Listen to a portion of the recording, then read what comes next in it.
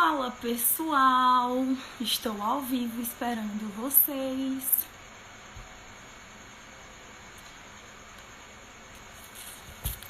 Fala galera, tô esperando aí todo mundo entrar, esperando o Paulo se conectar aqui na live pra gente começar. Lembrando que o nosso tema hoje é prescrição de exercícios e periodização, beleza?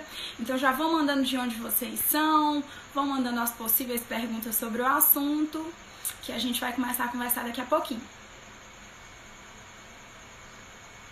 Eu adoro quando vocês dizem de onde vocês são, tá? Pra eu ter noção de quantos estados estão aqui logados no Fiz em Ação.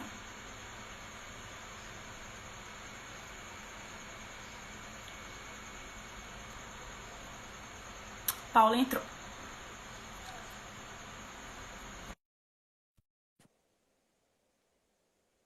Cachoeira do Sul, Rio Grande do Sul. A gente consegue chegar longe. Essa Fortaleza. Fala, Paulo, tudo bem? Oi, tudo bem? Boa noite a todo mundo. Boa noite, Scarlett. Prazer participar aqui com vocês. Deixa o pessoal entrando aí, mas para começar, deixa eu falar um pouquinho aqui. Deixa eu mudar aqui um pouquinho a câmera, que fica diferente quando tu entra. Gente, a gente hoje vai falar sobre prescrição de exercícios e periodização. Eu vou deixar o Paulo se apresentar. Desde já, muito obrigada, Paulo, por aceitar o convite. Eu já ouvi você falar em alguns lugares e gosto muito. Então, está aberto aí, pode se apresentar. Oi, boa noite a todo mundo. Antes de mais nada, eu queria agradecer o convite para falar sobre periodização e exercício. Acho que mais voltado para o pessoal da fisioterapia. Então, é sempre muito bom falar com o pessoal de uma profissão que é tão próxima, né, da minha, que a gente trabalha sempre em conjunto em vários âmbitos. Então, antes de mais nada, já queria te agradecer. E eu sou graduado em Educação Física, né, pela Universidade Estadual do Ceará. Tenho especialização em treinamento esportivo e tenho um mestrado em Ciência do Desporto, onde atualmente eu também faço doutorado, né, na Universidade lá em Portugal, a UTAD. E a minha linha de trabalho atualmente é a preparação física, o treinamento personalizado.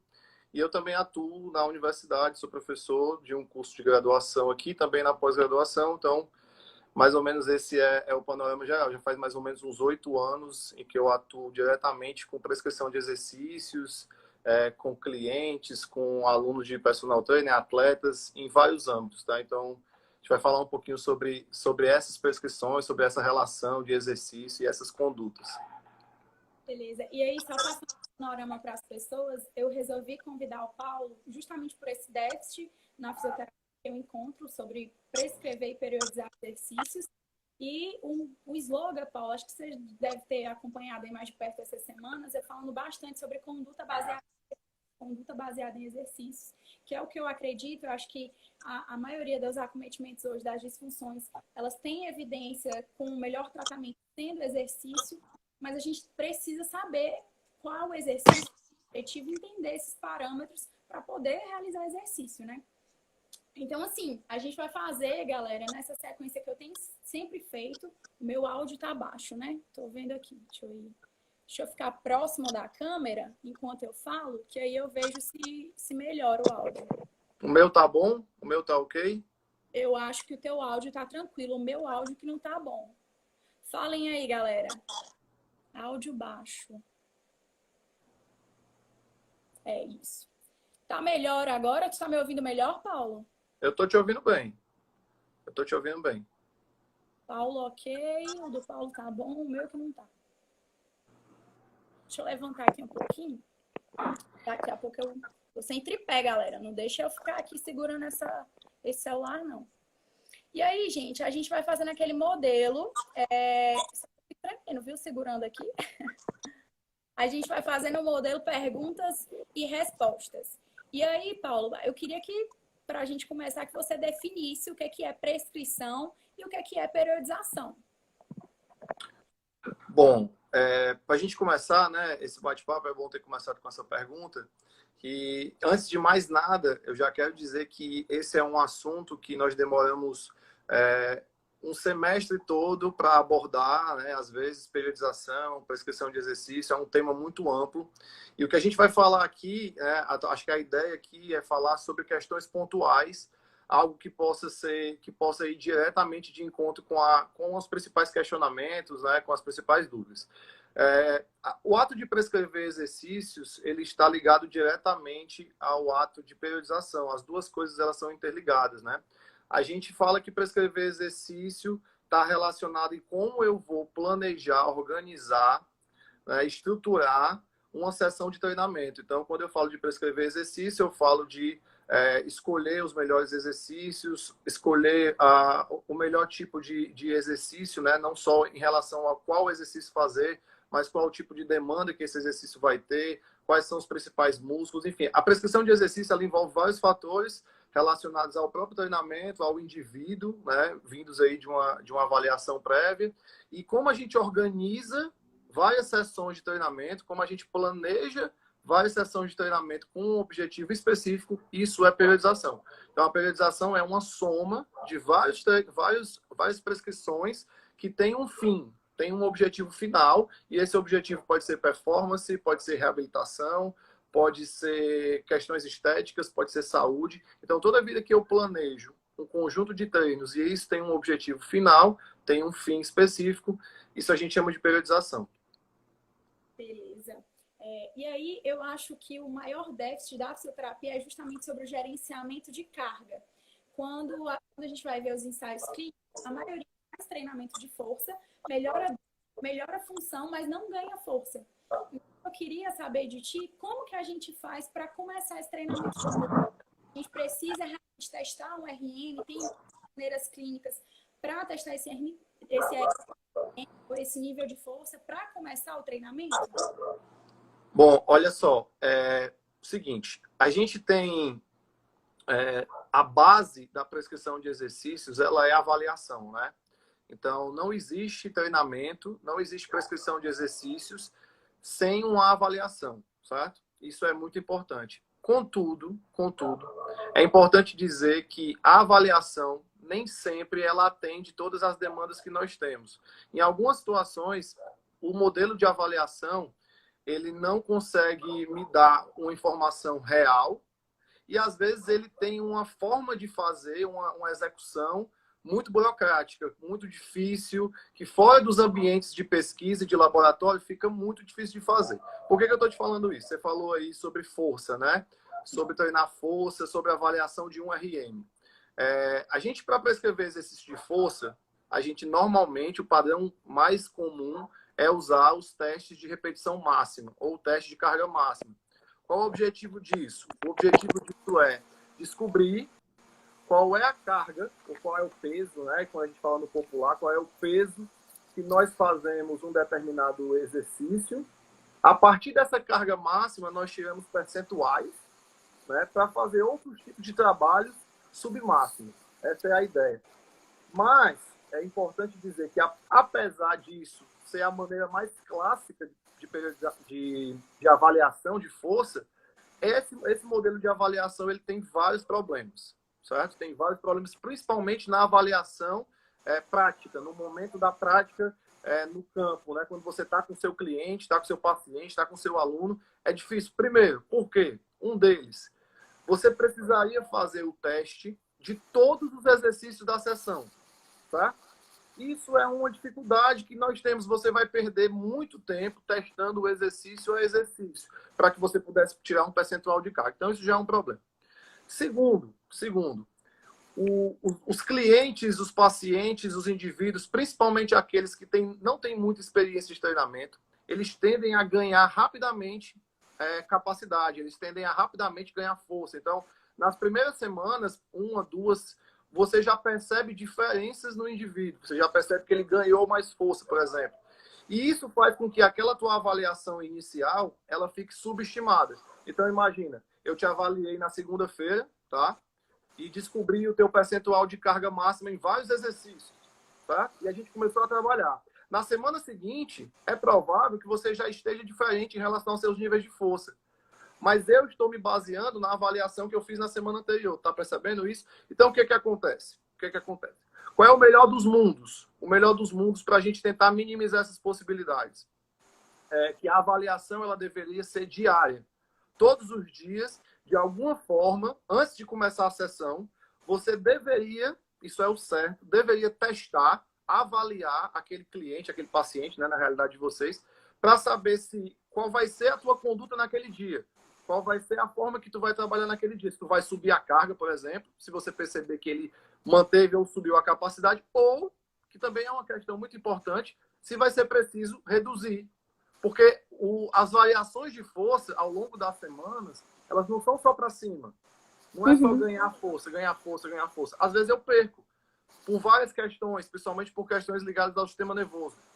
Então, às vezes, uma noite de sono ruim, às vezes, falta de descanso, alimentação, problemas emocionais fazem com que você perca força. Então, assim, às vezes eu estou trabalhando numa capacidade maior do que aquele cara está naquele dia. Então, para a gente tentar deixar isso de uma maneira mais direta, o correto é todo dia avaliar. É difícil, é muito difícil. Mas eu vou aqui, ao longo da nossa conversa, eu vou propor uma estratégia para que isso aconteça, propor uma forma de isso acontecer de uma maneira mais prática, para que você não tenha que todo dia estar testando os pacientes e as pessoas. Beleza? Beleza. E aí, já continuando as perguntas sobre o treinamento de força, eu vou te perguntar algumas coisas que me mandaram. Eu fiz uma caixa de perguntas e o pessoal mandou bastante dúvida. E aí, a primeira pergunta é sobre qual critério é usado para a progressão de carga. Por exemplo, de uma sessão para outra, existe uma porcentagem ótima para eu não lesionar, para eu não sobrecarregar esse paciente? Pronto. Isso aí, tanto na educação física, né? Essa pergunta, não sei se você se veio de algum da fisioterapia ou de alguém da educação física, mas acredito que tenha sido da fisioterapia. É uma dúvida que nós temos dos dois lados, tá? Tanto na fisioterapia como na educação física. O que é que acontece? Como eu acabei de falar, aquela contextualização que eu fiz em relação ao teste de carga, essa variação, essa progressão, esse aumento, possivelmente aumento da carga, ele vem de acordo com aquilo que você avaliou inicialmente, certo? Então, primeira coisa só existe progressão de carga se você tiver feito a avaliação, né? Se você não fizer a avaliação, isso vai ser de forma aleatória. Você vai fazendo isso sem saber exatamente como você está fazendo. Qual é que é o grande ponto? O grande ponto é o seguinte. Se você me perguntar qual é o momento de você fazer uma progressão de carga, eu vou te responder a partir do momento que o indivíduo fica mais forte. A partir do momento que o indivíduo aumenta a sua capacidade de força. Certo? A resposta é essa. Quando é que eu vou aumentar a carga? Quando ele estiver mais forte. Aí você vai me dizer assim, beleza, mas quando é que eu sei que ele ficou mais forte? Quando é que isso vai acontecer?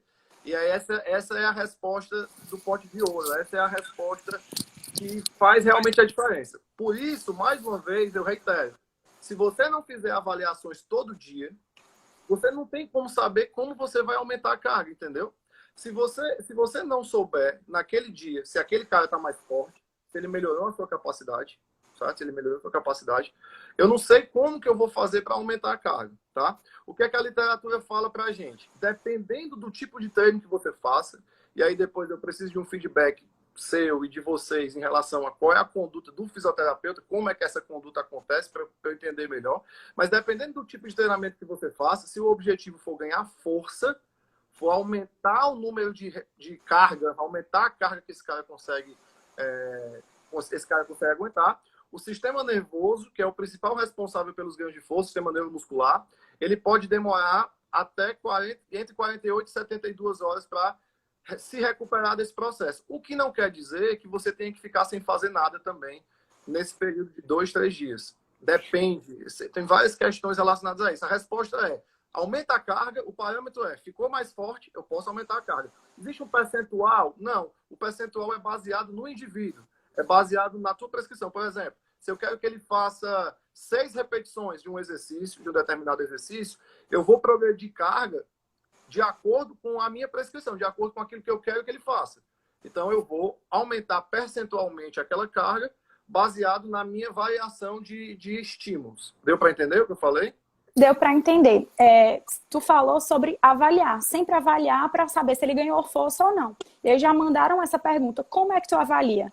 realmente vai fazer teste de força para evoluir a carga ou não? Existe... Beleza. Vamos, já que a gente já chegou nesse ponto, né? Já que a gente já chegou nessa discussão, hoje eu vou falar que talvez você, pelas postagens do seu Instagram profissional, eu vejo que você entende de controle de carga, de certa forma, pesquisa em relação a treinamento. Mas eu não sei se é a realidade de todo mundo. Eu estou vendo que tem alguns alunos da educação física aqui, alguns alunos meus lá da Unifametro, e a gente discute muito essa relação de carga. Existe uma ferramenta de fácil aplicação, de simples aplicação, que eu utilizo para avaliar carga de treinamento. E essa ferramenta eu também utilizo para que eu possa aumentar, progredir na carga e, em algumas situações, também reduzir, fazer uma diminuição da carga. Uhum. Essa ferramenta é a percepção subjetiva de esforço, a PSE. A PSE, ela te possibilita, e aí a fisioterapia também utiliza a PSE, tá? Nos protocolos de reabilitação também utiliza a PSE. É importante dizer que isso não é exclusivo da preparação física. A PSE, ela te possibilita diariamente, todos os dias, entender como é que o sistema do teu aluno está se recuperando, tá? Então você vai ali, vou te dar um exemplo prático disso. Vamos dizer que você esteja trabalhando a força do quadríceps, tá? Um processo de reabilitação, acredito que vocês utilizem muito esses parâmetros, né, de força de quadríceps, abdutores, enfim. Então, naquele dia eu preciso entender como é que o meu aluno está para expressar força, né? Como é que ele está em relação à carga. Ele está melhor, está pior do que antes? Então, ferramentas de percepção subjetiva de esforço para fazer uma repetição ou uma série de repetições, elas podem me dar um parâmetro para isso, tá? Para eu entender se naquele dia aquele cara está recuperado, se naquele dia aquele cara não está recuperado. A partir do momento que ele esteja recuperado, eu vou lá e aumento a carga, por exemplo. Ou descobrir que aquele cara não está totalmente recuperado, está com déficit, por vários motivos, eu não vou progredir a carga. Também não quer dizer que eu vou mandar ele embora, não vai para casa. Mas eu vou precisar variar, ondular um pouquinho a minha carga, porque ele não está na capacidade ideal. Qual o problema dessa ferramenta? Essa ferramenta ela é subjetiva, como o nome está dizendo, percepção subjetiva de esforço. E é necessário para os pacientes de vocês e para os nossos alunos, clientes, atletas, que a gente passe por uma familiarização, ensine, eduque eles a utilizar essa ferramenta. A partir do momento que você usa essa ferramenta, você pode facilmente aí manejar, e aí a partir dessa ferramenta você tem outras ferramentas que se baseiam nela também. Enfim, então é uma sugestão que eu dou, é fazer com que o teu paciente, pela percepção subjetiva dele do dia, daquilo que ele está fazendo, ele te dê um feedback para tu aumentar ou tu reduzir a carga de trabalho para aquilo que tu quer fazer. Beleza, deixa eu te passar um panorama geral do que a gente faz. Normalmente, por exemplo, sei lá, dor patelofemoral, que é o que eu mais estudo. Quando eu pego uma paciente dessa, os quadros que a dor realmente é muito exacerbada, a gente começa com terapia manual, coisa mais da fisioterapia. Mas quando é uma paciente que sente dor, mas está conseguindo fazer exercício de cara, são 3 vezes na semana, ela chega para fortalecer quadríceps e quadril, entendeu? E assim, a gente tem algumas estratégias, alguns detalhes de fisioterapia, mas os exercícios são basicamente os que vocês fazem, entendeu? A única diferença, eu acho, para mim, assim, da fisioterapia para a educação física, nesse sentido, é que a gente realmente está reabilitando. E depois, a progressão é passar para vocês para outras valências, entendeu? Mas a gente trabalha exercício puro. O panorama é esse. É como se fosse uma academia, só que reabilitando, entendeu? Treino de força. Treino de força. Então, assim, agachamento, avanço, sei lá, faz exercício de quadril, tudo. A gente faz tudo. Entendeu? Só que precisa melhorar esses parâmetros, porque, por exemplo, nem todo mundo usa essa percepção de esforço, não é todo mundo que coloca a carga certa. Eu já vi demais paciente que está na clínica há anos e com a carga que não evolui, nunca vai ganhar força, nunca vai reduzir a dor. Deu para entender mais ou menos? Tá, entendi. Então, assim, isso é bom, né? Eu já sei mais ou menos como é que isso acontece, assim, eu vejo, né, que a gente tem uma linha muito tênue, né? Na verdade, eu nem sei até que ponto a gente separa a reabilitação do condicionamento. Eu acho que a gente reabilita treinando e treina para reabilitar, enfim, são verdade. São coisas que estão sempre estão muito parecidas ali na mesma linha de trabalho. O que eu vejo, tá? O que eu vejo. Não sei se é uma percepção errada, você me corrige. Que existe realmente, quando às vezes a gente recebe, né, algum aluno que veio da fisioterapia, que passou pelo protocolo de fisioterapia, e nesse protocolo ele fez alguma coisa de treinamento de força e tal, o que a gente percebe é um déficit de carga, de sobrecarga, né? Eu não sei se é por questões da própria avaliação da carga, do desconhecimento de quanto que esse cara consegue, da capacidade dele, mas eu percebo que na fisioterapia existe uma ausência da carga. E às vezes você acha que está treinando força, algo que vai aumentar a força, mas a sua faixa de carga e a sua faixa de repetições, por exemplo, para usar aqui um parâmetro bem básico, ela é muito alta. E a carga e o déficit de carga vai fazer com que o cara não tenha adaptações positivas, entendeu? Então, é por isso que é importante avaliar inicialmente. Não dá para avaliar com o teste de carga todo dia. Mas eu acho que na primeira sessão, nos primeiros dias, você pode avaliar a carga por percentual, mas você tem que ter a ideia que aquela ferramenta ela te limita, de alguma forma. Então, não dá para sempre se basear nela. Mas a percepção inicial da força, ela tem que vir de uma avaliação de carga, certo? De um protocolo de avaliação de carga. E aí, a história da PSE é muito mais o acompanhamento para que você saiba evoluir a carga, que é importante. A gente sabe da teoria da periodização, da teoria do treinamento esportivo, que a sobrecarga ela precisa ser modificada, ela precisa ser progredida, precisa aumentar para que eu possa ter novas adaptações. E isso vai fazer diferença quando você vai perceber se aquele paciente aumentou ou não a força. Tá? Então, é preciso sair muito daquele... alguém escreveu aqui, né? Temos que sair do treino de 10. Exatamente. Vocês precisam... Na verdade, não é nem a questão do treino de 10. Com qual carga esse cara está fazendo essas repetições, né? Essas séries. E numa situação de treino de força, para evoluir na força de um determinado músculo, a sobrecarga não é o único, mas é um dos parâmetros mais importantes. Beleza. E aí, Paulo, começam a mandar também aquelas questões. Qual o intervalo entre as séries? Qual o intervalo entre o treinamento de força? Quantas séries? Quantas repetições? Que eu acho que ninguém entende, sabe? É aquela velha questão, 3 de 10, ou então começa a mudar para, sei lá, 3 de 15, mas ninguém sabe o porquê que está fazendo isso. Eu acho que toda vida que você faz uma coisa sem saber o seu objetivo, não vai ser efetivo. Certo. Vamos lá, vou tentar explicar isso da maneira mais pedagógica e mais rápida possível.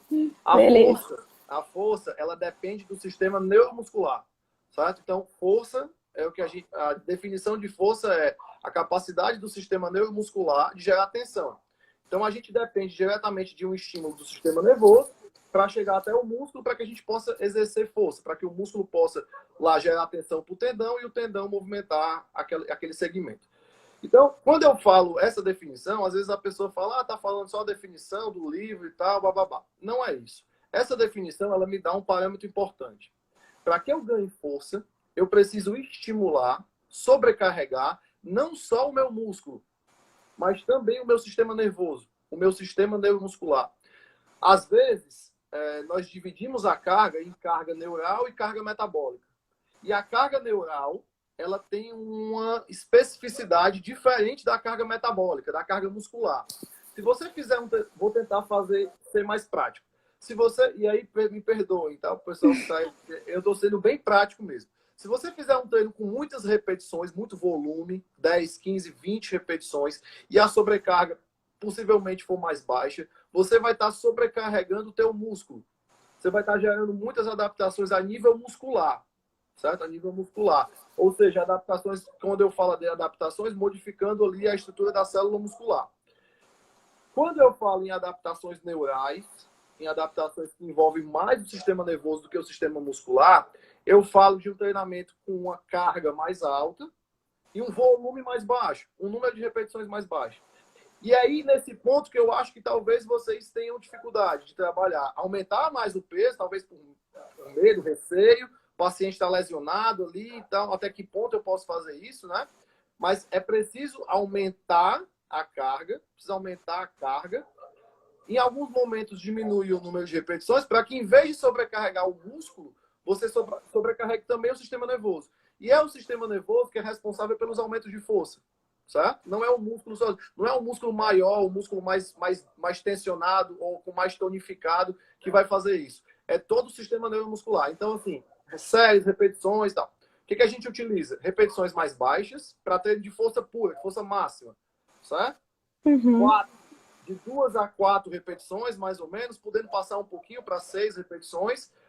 A carga, a orientação da carga é de perto ou próxima da carga máxima, então de 85% até 95%, 100%, né, da carga máxima, para ganhar força, com um intervalo, né, entre as séries mais alto. Então, se eu usei muita carga, sobrecarreguei muito o sistema nervoso, vou dar um intervalo mais alto para que eu consiga manter os estímulos. Então, vou usar 2,5 minutos, 3 minutos de intervalo. Isso também é um problema do treino de força máxima, porque a logística dele é difícil de fazer. Você tem que dar muito intervalo, então demanda muito tempo. Vocês devem atender por hora, eu também atendo por hora. Então, às vezes, é difícil fazer isso. Mas, de uma maneira geral, a gente precisa colocar carga. A gente precisa estimular o sistema nervoso. Tá? Basicamente isso. Séries com intervalos mais longos, repetições mais baixas e o percentual de carga mais alto. O que tu tá falando aí é o que a gente foi instruído a pensar que era treino de força com menos repetições e alta carga e um treino de resistência, que seriam mais repetições e baixa carga. É isso? Exato, mais ou menos. Exatamente. Só que o que na verdade acontece é que você vai estimular diferentes áreas. Ou você vai estimular a parte mais nervosa ou muscular. É isso. Por exemplo, treinamentos de força máxima e treinamentos de potência, de força explosiva, são treinamentos onde eu estimulo muito o sistema nervoso. Por exemplo, a pliometria é algo utilizado dentro da reabilitação. Né? Eu sei que vocês utilizam ciclo-alongamento e encurtamento. Tal. O treinamento pliométrico é um treinamento de potência, de força reativa, força rápida, capacidade que eu tenho de utilizar a energia para a energia mecânica, usar a energia elástica e ter mais força, né? Gerar mais potência. Quando eu faço isso, eu tenho sobrecarga do sistema nervoso, principalmente. Você faz um treino de pliometria, você não fica todo dolorido. Eu fiz um treino de pliometria ontem, estou todo quebrado, minha coxa está doendo. Não, você não fica assim. Por que você não fica assim? Porque você estimulou o teu sistema nervoso, a capacidade de transmissão de impulso, de coordenação intermuscular, a quantidade de potenciais de ação que você está levando ali para o músculo. Então, é um treinamento que estimula muito mais o sistema nervoso do que o sistema muscular. Certo? Do que o sistema muscular. Então, um parâmetro que você tem aí, que você pode ter para pensar nisso de força, de aumentar mais a força, não é aquele treinamento que o cara vai ficar com dor muscular. Dor muscular, ela vem do volume de repetições. Ela vem da lesão na fibra muscular. Então, quanto mais repetições você faz, mais você lesiona a fibra e aí você tem um trabalho diferente no músculo, a nível de músculo. Mudança na área de seção transversa, por exemplo, hipertrofia, enfim. Mas aí é diferente. Nem sempre a hipertrofia, ela se traduz em força. Então, se você fala, Paulo, eu preciso aumentar a força do paciente. A força do paciente. Se eu preciso aumentar a força daquele músculo, os trabalhos eles são a nível do sistema neuromuscular. Então, eu preciso baixar mais as cargas e preciso subir mais baixar mais as repetições, e subir mais as cargas, tá? Fazer um trabalho do sistema nervoso. É isso que eu ia te falar. Eu acho que o treino de força com baixas repetições e alta carga é impossível dentro de uma clínica de fisioterapia, porque a gente nunca vai chegar a 85% da carga que ele pode chegar, entendeu? A não ser que seja um paciente muito fraco. Aí beleza, talvez a gente consiga. Mas um paciente moderado, vamos dizer assim, acho que nunca que a gente vai chegar. É isso até uma outra pergunta minha. Vou parar aqui nosso roteiro para começar a fazer as minhas perguntas. A gente começa a não ter mais carga dentro da fisioterapia. Por exemplo, eu começo bem, estimulo bem, e aí chega um momento que eu não tenho leg press, que eu não tenho uma extensora. Tem clínicas hoje em dia que são muito bem equipadas e tem, mas a maioria não. E aí, o que eu faço? Eu posso reduzir o tempo de descanso? Eu posso aumentar o número de repetições? Como eu posso agir? Deixa eu, antes de eu te responder isso, Scarlett, deixa eu só falar aqui. Eu não vejo todas as perguntas, tá? Porque eu não estou com o dedo aqui, eu vejo só algumas que ficam aqui embaixo. Alguém falou sobre oclusão vascular, né? A oclusão vascular, a gente chama na área de treinamento de Katsu Training. O Katsu Training, ele é uma opção muito interessante quando você não tem carga suficiente, porque alguém falou dentro desse contexto que você falou, mas principalmente para ganhos de hipertrofia, para aumento da massa muscular, tá? O Katsu gera hipóxia, gera mais sofrimento na célula e você tem aumentos de massa muscular. Alguns estudos também mostram que você aumentou força, é verdade, mas são em pessoas muito debilitadas, né? Em pessoas que tinham a carga muito baixa, enfim, o nível de força muito baixo. É uma opção interessante, é uma opção boa, mas principalmente quando você pensa em ganhos de massa muscular, certo? Então, voltando aqui para a tua pergunta, eu imagino que na clínica você não tenha todas as possibilidades que você tem na academia em relação à carga, né? Em relação à sobrecarga. E eu vejo hoje protocolos de reabilitação sendo feitos em academia, sendo feitos em locais onde você pode, né? Principalmente com atletas, onde você tem a opção de variar mais a carga. Eu acho que é justamente por isso. Então, eu não sei, Scarlett, até que ponto eu posso te dar uma resposta para isso.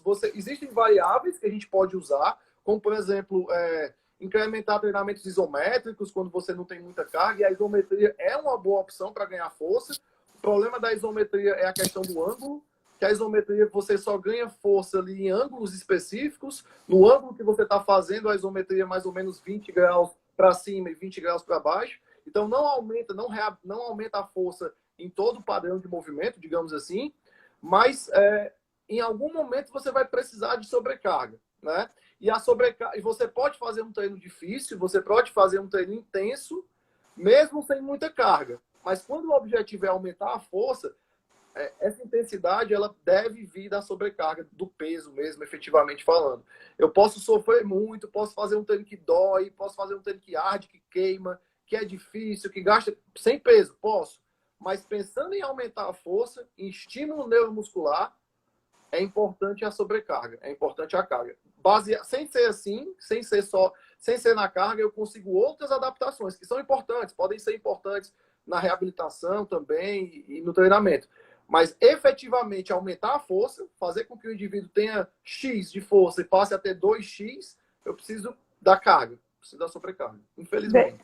Beleza, então, por exemplo, se a gente está fazendo um treino com um número de repetições maior, com mais repetições e com baixa carga, a gente está fazendo um estímulo neural. Não, altas repetições não, baixas repetições e alta carga. Estímulo neural. Baixas repetições e alta carga. Estímulo neural. Isso a gente chama de estímulo neural. Beleza. E o outro estímulo é o com alta carga, com baixa carga e maior número de repetições. Esse estímulo vai metabólico. ser Metabólico muscular. Muscular ou metabólico. Beleza. Então, só para deixar isso claro, tanto na minha cabeça como na cabeça da galera, um estímulo neural e um estímulo metabólico. Isso. Por exemplo, se você tiver num protocolo de reabilitação usando 3 de 15 repetições, 3 de 20 repetições, 3 de 10 a 20 repetições ali naquela faixa, muito provavelmente, eu não sei, mas muito provavelmente a carga que você está utilizando para aquela faixa de repetições, ela vai estar em torno de 50, 45 a 60% de uma possível repetição máxima. Eu estou aqui falando um dado generalizado, sabe? Uhum. Essa carga, ela não é suficiente para gerar as adaptações que eu estou falando, entendeu? Então, assim, uma opção interessante é a isometria, é o treinamento isométrico, mas com carga, treinamento isométrico máximo ali, onde você pode, se você não tem peso na clínica, você pode empurrar alguma coisa, empurrar a parede, usar uma estrutura que você tem para gerar força máxima. E aí, quando você empurra com toda a força que você tem, ou quando você exerce força com muito estímulo, mesmo que não haja movimento ali, você sobrecarrega o sistema nervoso. E aí você pode ganhar força. Então, a isometria é uma opção interessante, né? A isometria é importante também para você ganhar força. Além do trabalho dinâmico, né? Você pode fazer isso. E você pode ter uma isometria com estímulo neural, desde que a sua intenção de fazer força seja máxima. Vou dar um exemplo aqui. Todo mundo aqui deve conhecer aquela isometria em cadeirinha, que você encosta na parede, agacha e fica lá. 1 minuto, 2 minutos, 3 minutos, um tempão. Aquela isometria não é máxima. Não é disso que eu estou falando. Quando eu falo de isometria máxima, é imaginar uma parede e tentar empurrar aquela parede com toda a força do mundo que eu tenho. Eu sei que aquela parede não vai se mexer. mas o estímulo que eu estou dando para o meu sistema nervoso é estímulo como se eu fosse fazer força máxima, como se eu estivesse pegando ali muito peso. Entendeu? Deu para entender isso? Então, isometria máxima estimula o sistema nervoso também. E isso faz com que você ganhe força. O teu sistema nervoso fica mandando potencial de ação como se você fosse empurrar a parede. Mas isso não vai acontecer, né? Por conta da carga ali, da estrutura toda. Então, assim, uma opção que me vem à cabeça aqui nos protocolos de reabilitação, e eu sei que os protocolos de reabilitação utilizam isometria também, para ganhar força é a isometria. Qual é o problema da isometria? Ela tem o problema do ângulo. O ângulo que você está fazendo a força é basicamente naquele momento ali onde você vai ganhar. Você vai ganhar força naquele ângulo. Mas você não consegue ganhos em toda a amplitude de movimento. Então, você teria que trabalhar um ângulo, depois outro ângulo, depois outro ângulo, para o mesmo movimento. Isso fica um pouco inviável, né? Em algumas situações fica um pouco inviável. Beleza? Beleza. E diminuir o intervalo de descanso também influencia ou não? Demais. Se você diminuir o intervalo de descanso, você favorece o treinamento metabólico, o treinamento do músculo. Então, imagina, se eu começar a dar poucos intervalos, vai chegar um momento que eu não vou conseguir manter a minha produção de força. A minha produção de força, ela cai ao longo de uma sessão. Se eu começar a diminuir o intervalo dos estímulos. No treinamento, a gente chama isso de densidade. A densidade do treinamento é diferente do volume e diferente da intensidade. São variáveis da carga diferentes. Então, a densidade é quando eu mexo no esforço-pausa, na relação entre o esforço e a pausa, ou seja, no intervalo. Então, imagina, se a Scarlett faz 3 séries de 10 repetições, certo? Com 50 quilos, o número de séries e o número de repetições o volume. O número de séries e o número de repetições é o volume do treinamento, certo? E os 50 quilos, eu acho que eu falei, é a intensidade, certo? Eu posso manter o mesmo número de séries e o mesmo número de repetições com a mesma carga e só manipular o intervalo. Diminuir, por exemplo. Então, ela fazia 3 de 10 com 50 quilos com 1 minuto. Aí eu vou fazer 3 de 10 com 50 quilos com 30 segundos. Você concorda comigo que quando eu reduzir para 30 segundos, vai ser mais difícil para você fazer aquele movimento? Se é mais difícil, eu não mexi nem com o volume, nem com a intensidade. Mas eu mexi com uma variável, que é a densidade, que é justamente o intervalo. Então, para ganho de força, é necessário que você deixe o indivíduo se recuperar. Para que ele possa sempre estar fazendo força ao longo da série. Senão, você começar a reduzir muito o intervalo, ele vai entrar em fadiga metabólica, vai entrar em fadiga e não vai conseguir mais fazer nada. E você vai ter que baixar a carga. Se você baixar a carga, a gente perde um pouco das adaptações que a gente quer. Top. Tô vendo que a gente não sabe metade disso. Eu, pelo menos falando por mim, assim, são questões bem mais importantes e que a gente pouco vê isso na graduação. Continuando aqui as perguntas, me mandaram uma pergunta para saber como é que a gente está atingindo a intensidade certa. E eu acho que tu falou da percepção de esforço, né? Eu acho que é uma forma. Existem mais para saber se a gente está atingindo a intensidade certa? Desculpa, Scarlett, eu estava lendo aqui. Não ouvi o que tu falou. Fala de novo, por favor. Tu quer ler as perguntas aí? O que tá rolando? Pergunta aqui, eu só me lembro de responder ao Lino aqui e ao Alberto, porque eles falaram uma coisa que eu estava lendo, mas eu vou lembrar. Fala de novo que depois eu volto e respondo, por favor. Tá, beleza. Deixa eu dar uma olhadinha aqui também, que a galera vai perguntando, vai falando. Eu vi que o Fuco, que é da fisioterapia, entrou, o Amir entrou também, saiu para a live dele. São fisioterapeutas aí que estão nesse ritmo de live, tá todo mundo trabalhando, mas tá querendo estudar também. E aí, deixa eu voltar aqui para as minhas perguntas. Perguntaram sobre a intensidade, para saber como é que a gente está atingindo a intensidade certa. E tu tinha falado sobre a percepção de esforço, né? Existem outras medidas para saber se a gente está atingindo a intensidade certa durante o treino ou a reabilitação? Vamos lá. Para eu não gerar confusão naquilo que eu estou falando, tá? Tá. A PSE é uma medida de carga interna de treinamento, tá? E aí a gente vai entrar em outro conceito. A gente tem basicamente 2 tipos de sobrecarga, uma carga interna e uma carga externa. A carga externa é aquela carga que a gente mede durante a execução do treinamento. Então, o peso, a velocidade de execução de alguma situação, deixa eu ver outro parâmetro de carga externa. a potência de um salto, tudo isso é carga externa. Eu meço a carga externa. A carga interna são os parâmetros internos, então frequência cardíaca, pressão arterial, temperatura, enfim. Então a PSE, ela é uma ferramenta subjetiva que me dá um parâmetro de carga interna, certo? Parâmetro de carga interna. Não é, a PSE, ela não me diz exatamente a intensidade do treino. Ela me diz se, a partir de parâmetros de carga interna, aquele indivíduo ele pode estar recuperado para uma nova sessão. Então, como eu faço isso, se eu utilizar a PSE como carga interna, eu posso saber se eu posso progredir na carga, evoluir na carga, entendeu?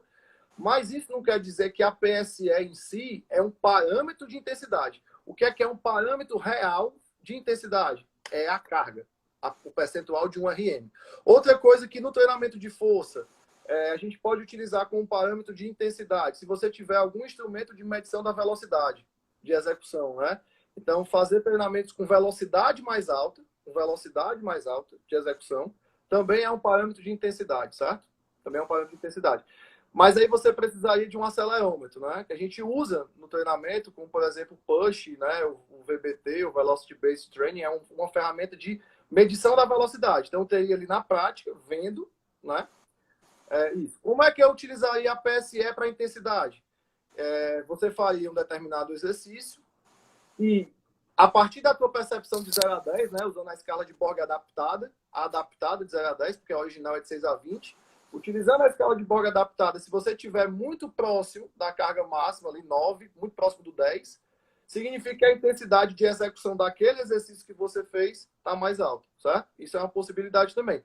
O problema, Scarlett, para isso, é diferenciar a intensidade de esforço, certo? Porque, às vezes, tu não está na carga máxima, ou perto da carga máxima, e tu vai me dizer que foi 9, foi 8, foi 9, mas porque o esforço foi maior, porque te gerou mais dor, te gerou mais dificuldade, te gerou mais queimação. Então, as pessoas confundem muito isso. Tá? A intensidade mesmo, medida no treinamento, é o percentual de um RM. O percentual de um RM é uma variável. Alguém falou aqui reserva de repetições máximas, ou repetições em reserva. Também é uma possibilidade.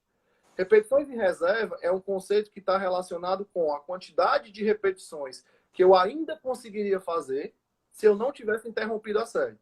Então, por exemplo, vou te colocar para fazer um agachamento com 50 quilos e te pedir para fazer 10 repetições.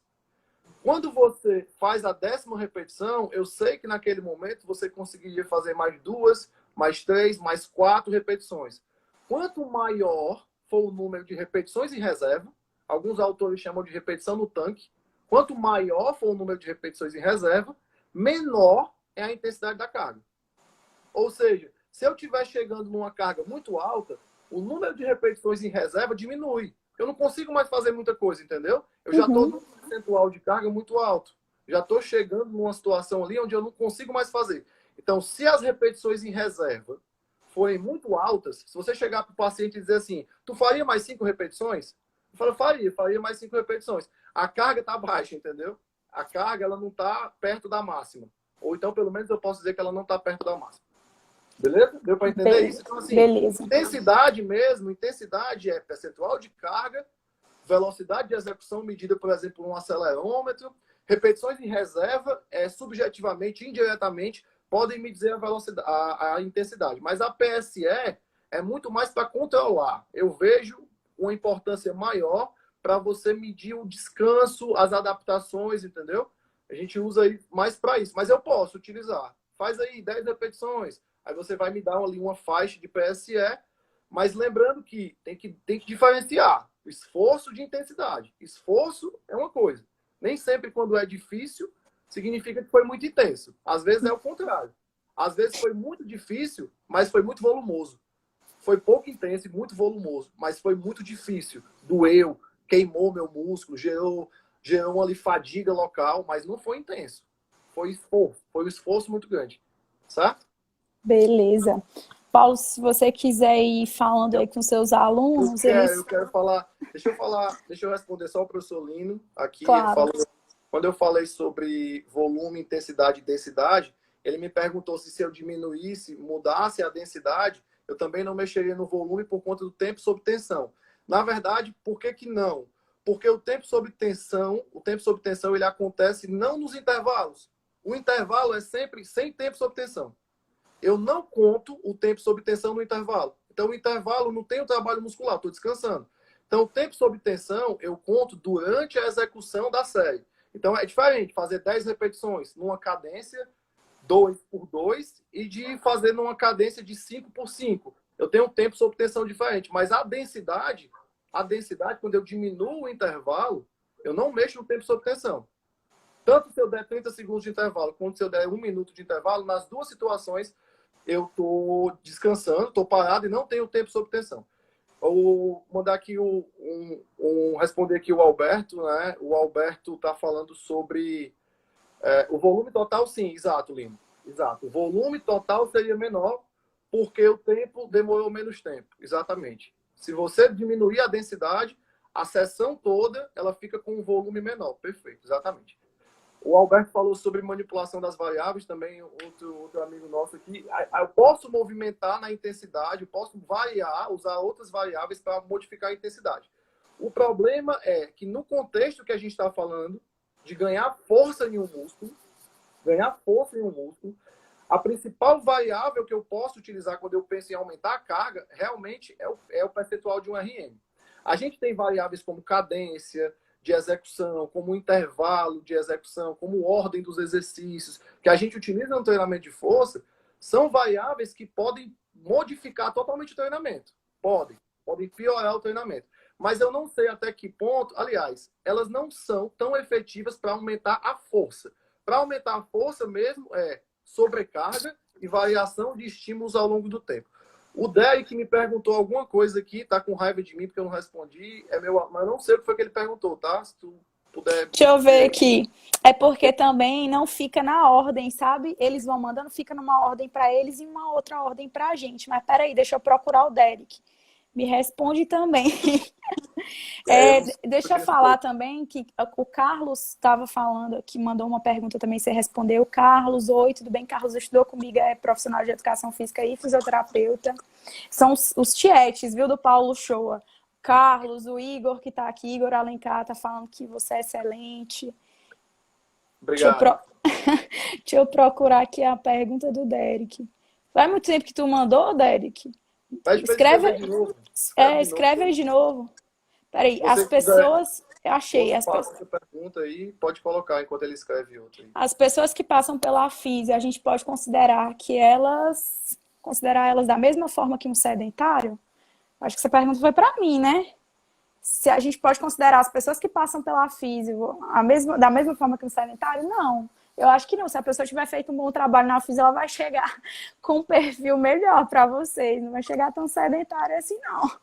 Eu espero, viu? Eu acho que foi isso que ele perguntou. Qualquer coisa, manda aí de novo, Derek, que a gente vai seguir aqui o roteiro. E aí, beleza.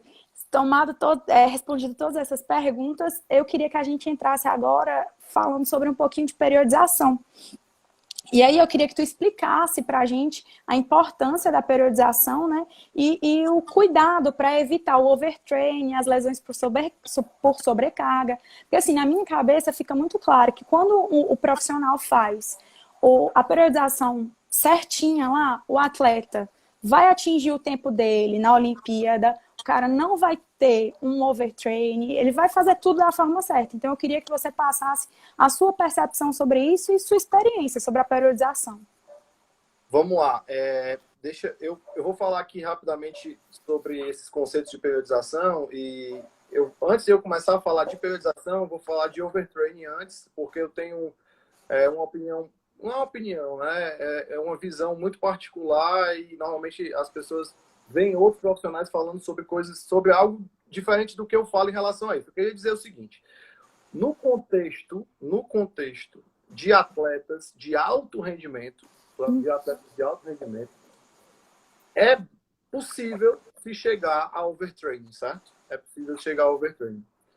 Mas em quase todos os outros contextos, que não seja de um atleta de alto rendimento, eu estou falando de atleta de alto rendimento mesmo. Estou falando de alguém que vive para isso, não é aquele cara atleta que treina uma vez por dia, que compete de vez em quando, amador, estou falando de alto rendimento. É possível chegar em overtraining. Mas o que a gente tem, na maioria das situações, é uma diminuição da capacidade, uma diminuição da performance, mas que essa diminuição da performance não é um overtraining. É o que a gente chama de overreaching. O overreaching, ele tem duas faces. A gente chama de overreach funcional e overreaching não funcional. Então, o overtraining pode acontecer com um atleta de alto rendimento, altíssimo rendimento, porque o overtraining é uma síndrome. O overtraining, ele tem sintomas associados. O overtraining, ele traz depressão. Ele traz traz questões relacionadas à forma como tu vê o mundo, a vontade de fazer coisas que você tinha vontade de fazer antes, perca de apetite. Enfim, o overtraining é um problema psicológico grave. Então, muita gente banaliza muito o overtraining, principalmente na educação física. Porque cuidado com o overtraining. Cara, overtraining é uma realidade que poucas pessoas podem chegar nela, entendeu? Então, assim, se a gente vai trabalhando aqui numa perspectiva de pacientes que não são atletas de alto rendimento, ou de atletas que não são atletas de alto rendimento, clientes, alunos normais, dificilmente a gente chega nisso. É importante dizer que perder capacidade, diminuir um pouco a performance, não significa que você está em overtraining. Significa que você está passando por um momento ali da periodização que a sua capacidade está mais baixa. E aí eu te dou recovery, entendeu? Eu te dou recovery nesse momento. E aí você volta. E beleza, segue a vida. Não é overtraining isso, tá? Overtraining é uma síndrome. Muita gente acha que, perdi capacidade, não estou mais com a mesma velocidade, não estou mais com a mesma força. Tá, cara, não é overtraining isso. Overtraining é uma síndrome extremamente complexa que envolve aspectos psicológicos, certo? Então, isso é a primeira coisa que eu queria dizer. Em relação à periodização, hoje a gente passa por, felizmente, uma quebra de paradigma dentro da periodização muito grande. Essa quebra de paradigma hoje, felizmente, ela baseia a periodização em controle de carga, certo? Então, hoje, a gente não foca mais em um modelo de periodização como a gente fazia antes, né? A gente aprendeu na faculdade, os outros professores que estão aqui, os alunos, enfim, aprendemos a usar modelos, né? Modelo de periodização ondulatória, modelo de periodização linear, modelo de periodização de cargas concentradas por bloco, não sei o que, blá, blá, blá. Hoje, o que é importante para você periodizar? É você controlar a carga e monitorar a carga. Então, a periodização, ela basicamente está relacionada a você saber quanto de estímulo você deu e saber quanto tempo aquele atleta, aquele aluno, aquele paciente vai demorar para se recuperar daquele estímulo. Aí você aplica um novo estímulo. E aí você monitora, vê quando ele vai recuperar. Depois aplica um novo estímulo. E aí você monitora a recuperação, monitora a carga e aplica um novo estímulo. Então, hoje, a periodização, como eu já falei no começo, a periodização é você organizar, né? É você planejar treinamentos ali ao longo de um tempo. Quando você faz isso, você hoje está obrigatoriamente dependente da carga, daquilo que você está aplicando. Antes, a gente tinha um modelo de periodização e a gente seguia esse modelo, muitas vezes, sem controlar a carga. E aí, quando você não controla a carga, você está fadado ao fracasso. Você não sabe o que vai acontecer. Então, é basicamente aquilo que eu falei para ti quando eu falei de ganhar força. Periodizar ao longo do tempo apliquei um estímulo de treinamento, o exercício físico é um estresse que nós causamos no organismo das pessoas, né? Você causa um estresse ali, um desarranjo, monitora, recupera aquela carga ali e depois aplica um novo estímulo. Então, a periodização, ela visa saber quando é que você pode aumentar o estímulo ou quando você deve aplicar um recovery, aplicar um deload, diminuir a carga para aquele atleta se recuperar. Então, assim, o conceito de periodização, ao meu ver, hoje, o moderno, né, que a gente chama de periodização moderna, ele não tem modelo. Ele depende do controle de carga. E o que é que a gente tem de novo? Em pleno 2020, né? A gente tem muitas ferramentas tecnológicas para isso. Para saber medir, para te ajudar a saber quando é que o atleta está recuperado, quando ele não está recuperado, quando é que você tem que aplicar um treino mais recuperativo, quando é que você tem que aplicar um treino novo, uma sobrecarga nova, um estímulo novo. Então, assim, periodizar qual é o teu objetivo? Meu objetivo é ganhar força. Então, eu vou periodizar semanas aqui, alguns dias, controlando a carga, sabendo quando eu posso aplicar novos estímulos para tu ganhar força. O meu objetivo é ganhar massa muscular. Vou periodizar aqui, fazendo esse controle de estímulos para que eu alcance aquele determinado objetivo. Então, assim, hoje, felizmente, a gente passa por um período onde a periodização ela é baseada em controle de carga. Controlar a carga é o principal para você periodizar. Controlar e monitorar, né? Medir e acompanhando ao longo dessa periodização. Então, eu acho que isso é o ponto-chave, é o processo-chave da periodização. Beleza, eu tenho uma pergunta, mas vamos responder uma menina que está aqui falando. Ela perguntou quanto tempo leva para ter adaptação neural do treino de força? Excelente pergunta. Pergunta que normalmente as pessoas fazem, né? Quanto tempo eu ganho isso? Quanto tempo demora para aquilo e tal? A gente sabe que se você pegar um livro de treinamento esportivo, ele vai ter lá várias capacidades biomotoras e o tempo que você tem de acumulação, o tempo que você precisa para aquilo acontecer. Mas a gente sabe que isso não acontece de maneira tão fechada, né? De uma maneira certa, fechada, assim, o tempo é esse. Depende, tá? Mas normalmente, o período mínimo para que você possa ganhar alguma adaptação de força entre 6 e 12 semanas, tá? Então, entre 6 semanas e 12 semanas eu consigo ganhar força. Isso é um valor fechado? É um número certo? Não. Como eu te falei, da primeira para a segunda semana, às vezes tu já ganhou força. Entendeu? Na terceira semana, se eu te avaliar, às vezes tu já está mais forte. Tu já ganhou força. Então, qual é o problema dessas recomendações gerais? É que elas são feitas assim, ó, vou te explicar.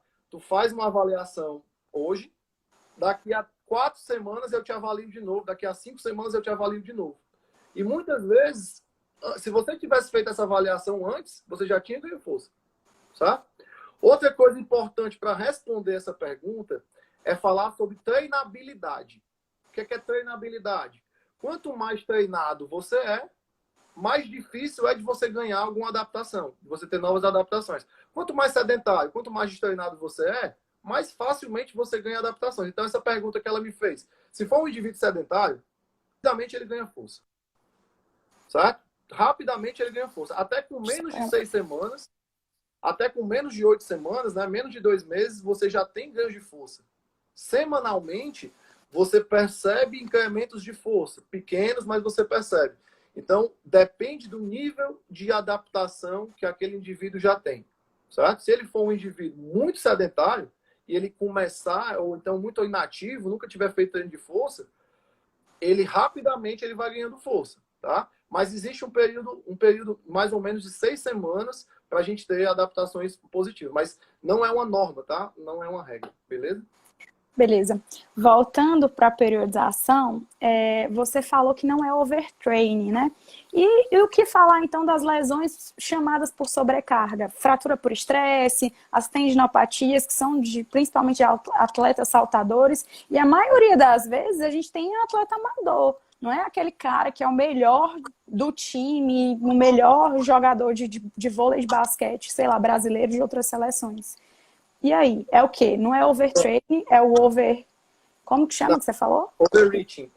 Deixa eu te explicar isso. Assim, você, melhor do que eu, sabe que a lesão é um processo multifatorial, certo? A gente dificilmente consegue dizer alguma coisa em relação a isso devido à complexidade do fator, devido à complexidade da situação.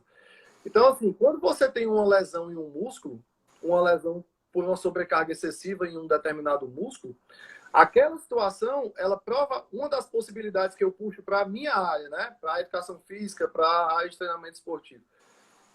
Falta de controle da carga. Ou seja, a falta de controle da carga de treinamento ao longo do tempo pode ter feito você não perceber que era necessário usar mais recuperação, mais recovery, entendeu? Então, falta, às vezes, o manejo dessa carga. Por exemplo, eu não sei, a maioria aqui dos meus alunos aqui da faculdade sabem, eu trabalho com uma ferramenta no mestrado, trabalhei no mestrado e agora trabalho no doutorado, e lá na faculdade também a gente tem um grupo de estudo nisso, o Lino meu colega lá, participa, que é a termografia, né? Eu trabalho com termografia e respostas ao treinamento. Vocês da fisioterapia também usam muito a termografia e tal. E a termografia, ela te dá a possibilidade de visualização mais próxima do músculo. Então, nós trabalhamos com perfil térmico. Então, eu tenho variações do perfil térmico ao longo de um tempo. Podem me dizer de maneira antecipada, podem, tá? Pelo amor de Deus, pode acontecer, não é certeza, a gente não sabe. pode me dizer de maneira antecipada se um determinado músculo está mais sobrecarregado. Só que a termografia é só uma ferramenta de todas que nós utilizamos. Se você pegar um grande clube, um grande centro, você tem várias ferramentas diferentes, tá? Então, justamente porque a lesão é complexa e multifatorial. Então, eu não sei se foi porque eu treinei demais, ou se foi porque eu cansei de menos, ou se foi porque eu levei uma pancada. Eu não sei, eu tenho que analisar todas as situações. Mas, respondendo diretamente à tua pergunta, uma lesão muscular, por sobrecarga excessiva,